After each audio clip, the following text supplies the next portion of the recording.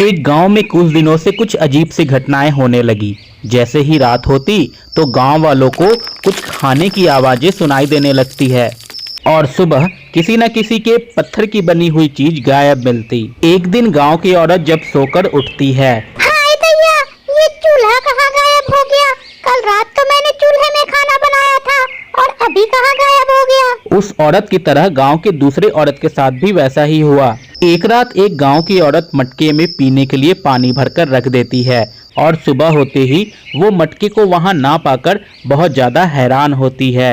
मुझे अच्छे से याद है, मैंने रात में मटके में पानी भरकर यही रखा था, फिर सुबह सुबह अचानक कहाँ गायब हो गया? अब तो गांव में किसी न किसी के साथ कुछ न कुछ अजीब घटनाएं जरूर होती रहती थी।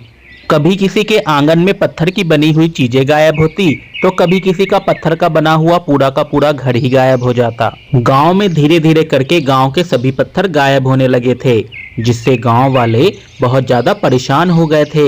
एक रात साहूकार और उसकी पत्नी रात को खाना खाकर सो जाते हैं और जैसे ही आधी रात होती है तो साहूकार की पत्नी को किसी के पत्थर जैसी चीज खाने की अजीब सी भयानक आवाज सुनाई देती है और उसकी नींद खुल जाती है।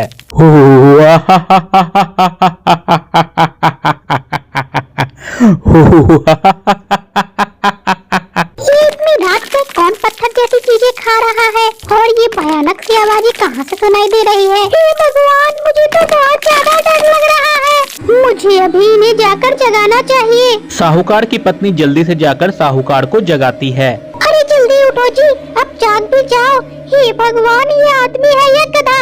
इतनी देर हो गई और ये है कि उठने का नाम ही नहीं ले रहे। साहूकार की पत्नी की लाख कोशिश के बावजूद साहूकार की नींद नहीं खुलती तो उसे बहुत ज्यादा गुस्सा आ जाता है और वो भी साहूकार के बगल में जाकर मुंह ढककर सो जाती है। और सुबह होती है तो साहूकार की आंखें खुल जाती है और वो बुरी तरह अपना सिर पकड़कर चिल्लाने लगता है, हे भगवान जल्दी उठ, अरे जल्दी उठ। क्या हुआ जी, आप इतनी बुरी तरह क्यों रो रहे हैं? भगवान जरा अपना सिर ऊपर करके देख। हे भगवान, ये हमारी घर की छत कहाँ चली गई?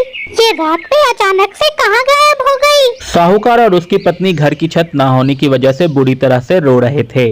तभी उन दोनों की बातें सुनकर गांव के लोग इकट्ठा हो जाते हैं और उनकी छत ना पाकर वो लोग भी बहुत ज्यादा हैरान होते हैं।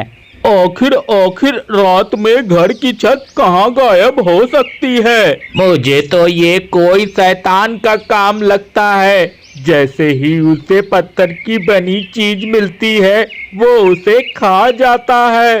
हाँ। तभी साहूकार की पत्नी गांव वाले को रात की बात बताती है।